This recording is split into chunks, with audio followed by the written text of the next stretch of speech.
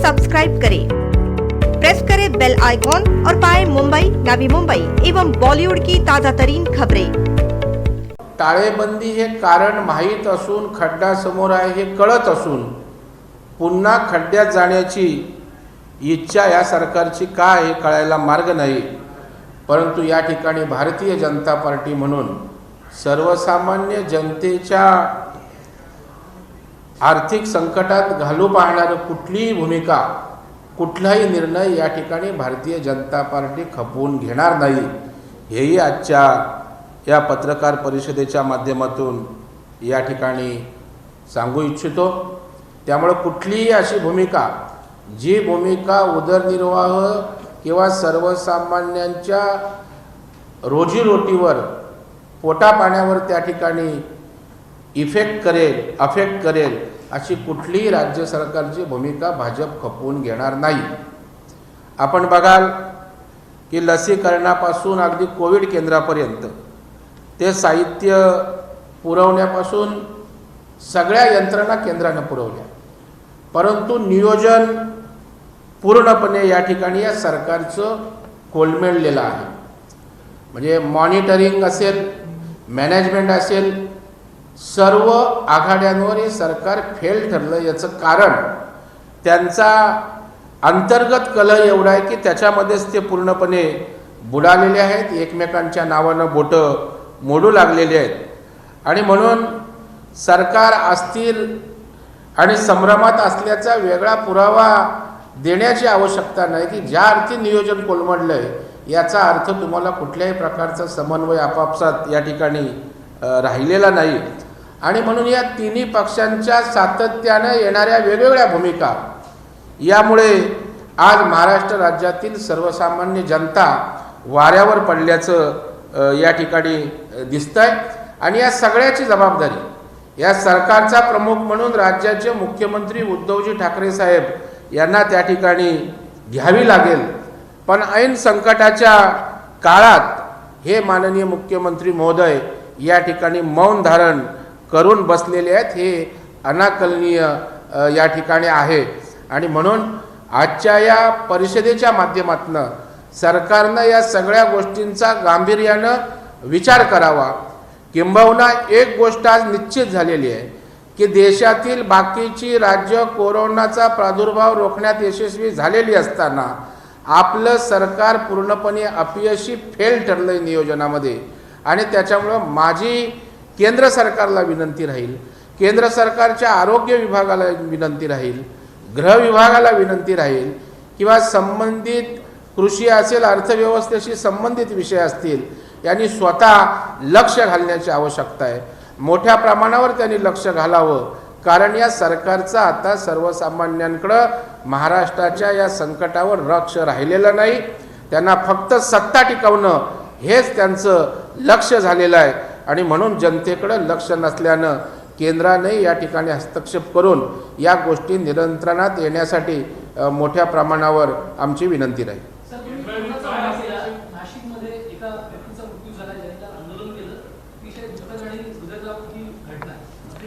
या सरकारला जागा करण्याचा आम्ही प्रयत्न करतो, त्यावेळेला आम्हाला राजकारण म्हणून हिणवलं जातं। मी परवा नाशिकचा दौरा केला, त्याच वेळेला मी आयुक्तांना आणि कलेक्टरना भेटलो आणि त्यांना सांगितलं की या ठिकाणी बेड उपलब्ध नाहीत, व्हेंटिलेटर्स उपलब्ध नाहीत। आमच्या आमदार देवयानी फरांदेंनी त्या ठिकाणी 2 दिवसाची मला परिस्थिती सांगितली आणि त्यावेळेलाच बोललो की उद्या बेड अभावी, व्हेंटिलेटर अभावी मृत्यू झाले तर जबाबदारी तुमची असेल। त्यानंतर मी रात्री आल्यानंतर राज्याच्या मुख्यमंत्र्यांशी बोललो, त्यांनाही या गोष्टीची कल्पना दिली, परंतु सांगूनही हे सरकार किंवा प्रशासन जागा होत नाही। आणि त्यामुळे आज मृत्यूला जबाबदार जे अधिकारी असतील, मृत्यूला जबाबदार असणाऱ्या अधिकाऱ्यांसहित सरकारवर सदोष मनुस्वादाचा गुन्हा दाखल केला पाहिजे। पण तुम्हाला सर्वसामान्य रुग्णांच्या फिकीर नाही आहे। बेड सांगता उपलब्ध आहेत, आजही बेड मिळत नाहीत, व्हेंटिलेटर्स मिळत नाहीत। आजही मला सकाळी मनीषा चौधरी आमच्या आमदार दहिसरच्या त्यांचा दूरध्वनी आला, कालपासून त्या बेड शोधतायत, अनेक हॉस्पिटलना त्या कॉन्टॅक्ट करतायत, बेड उपलब्ध नाहीत, ICU त्या ठिकाणचं उपलब्ध नाही। मला वाटते सरकार या ठिकाणी पूर्णपणे जनतेच्या जीविताचं रक्षण करण्यास फेल ठरलेला आहे आणि याचा सर्वस्वी जबाबदारी या नाशिकच्या रुग्णाच्या मृत्यूला प्रशासन आणि सरकार जबाबदार आहे.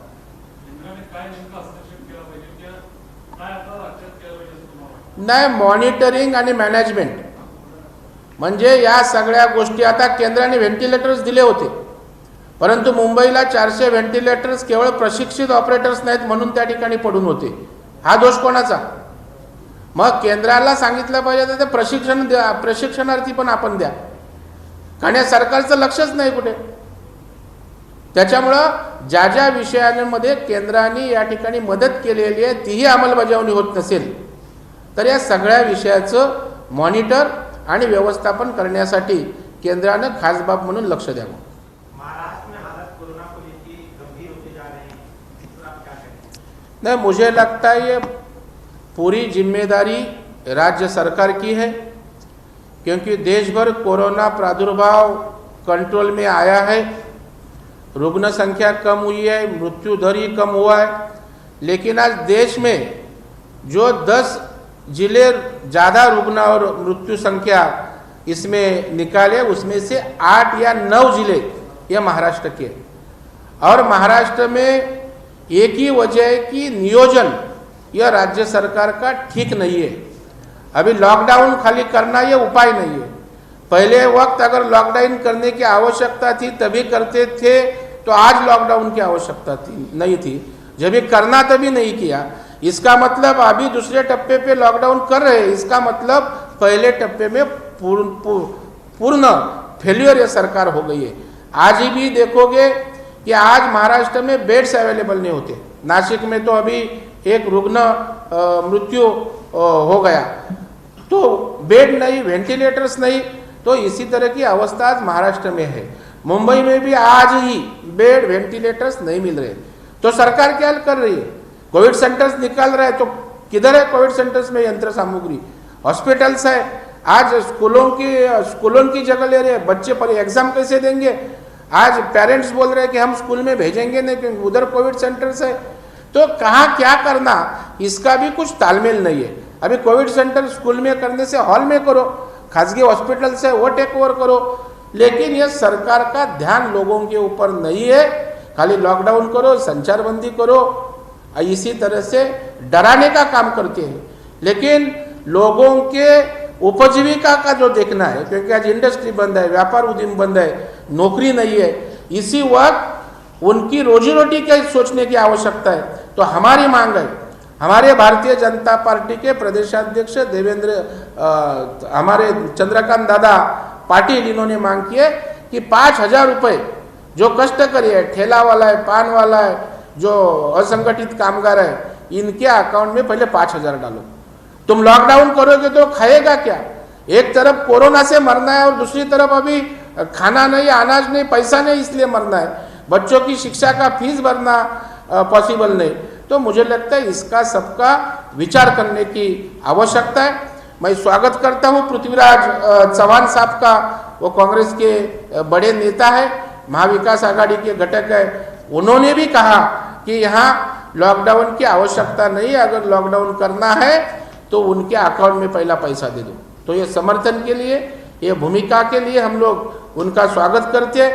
अर्थमंत्री महोदय ने विधिमंडल में कहा कि कोरोना की वजह से हमारी अर्थव्यवस्था पूरी टूट गई है. तो कोरोना की वजह से टूट गई है, आपको मालूम है लॉकडाउन इसका रीजन है, तो अभी लॉकडाउन लाने का प्रयास कर रहे हैं.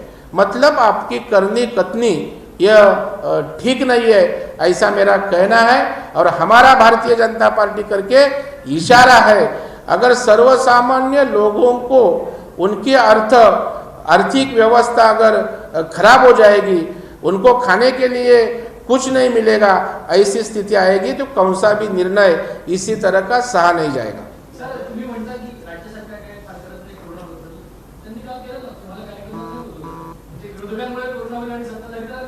करून दाखवलं. जे करायला पाहिजे ते करत नाहीत, जे नको करायला पाहिजे ते करतात.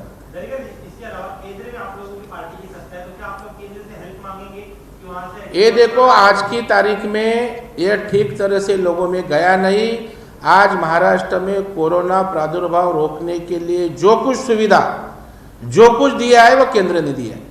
पहले दिन से आज तक महाराष्ट्र में जो मिला वो केंद्र से मिला है, वो भी यूटिलाइज प्रॉपर ये लोग कर नहीं सके। पहला अनाज अगर किसने दिया मुफ्त, केंद्र ने दिया। बाद में सस्ता दिया, केंद्र ने दिया।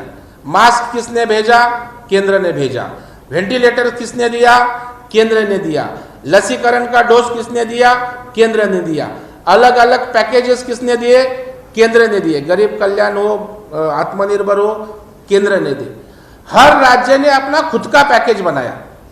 वो भाजीपाला उत्पादकों के लिए रहे, कामगार के लिए रहे, रिक्शा वालों के लिए रहे, यह अलग अलग स्टेट ने, मध्य प्रदेश, कर्नाटक, गुजरात ने बनाया। अपने राज्य ने एक नए कौड़ी का, 1 रुपये का पैकेज यह क्षण तक बनाया नहीं। ये इनका कर्तृत्व कोरोना के बारे में। सर, अशोक चव्हाण यांनी आपलं एक प्रेस रिलीज काढलंय. त्यांनी म्हटलंय की बचत खात्यांच्या व्याजदरातील कपात मागे घेण्याचा केंद्र सरकारचा निर्णय हा एप्रिलपासून पण असू शकतो. पुन्हा एकदा केंद्र सरकार ते व्याजदर कमी करू शकते. त्यांनी दृष्टी बदलण्याची आवश्यकता आहे. त्यांना प्रत्येक दिवस भारतीय जनता पार्टीनं केलेल्या कृतीचा 1 एप्रिलच वाटतो. त्यामुळे त्यांच्याकडून हीच अपेक्षा. चलो शेवटचं राजेंद्र शिंगणे यांचा एक व्हिडिओ व्हायरल होत आहे. त्यामध्ये असं दिसत आहे की त्यांच्या मतदारसंघातील लोकांना आरक्षणामध्ये संबोधल्यानंतर तुम्हाला जेलमध्ये टाकलं. राजेंद्र शिंगणे मंत्रिपदावर अशा पद्धतीची नाही, सरकारची भाषा आहे ती सरकारचे एक मंत्री बोलतोय. सगळ्यांचीच भाषा. लोकांना लॉकडाऊन करू, संचारबंदी करू, बघून घेऊ, करून घेऊ, म्हणजे हिटलरशाहीप्रमाणे राज्य चाललंय आणि त्या राज्यातला मंत्री तसाच बोलणार. काल आपण बघितलं की जितेंद्र आव्हाड आणि देवेंद्र फडणवीस यांच्यामध्ये 2 ट्विट करताना दिसले. त्याचे पुरावेही देवेंद्र फडणवीस यांनी नंतर दिली की जी धोकी कमिटी स्थापन करण्यात आली होती ती कायद्याप्रमाणे करण्यात आली. काय म्हणाल, बिस्किट करण्याचा प्रयत्न मंत्र्यांकडून सुद्धा सुरू होतो. आता जितेंद्र आव्हाड झोटिंग करण्यात कसे आहेत सगळ्यांना माहीत आहे. त्याच्यामुळे ते झूट बोलल्यात त्यांचा हात कोण पकडू शकत नाही.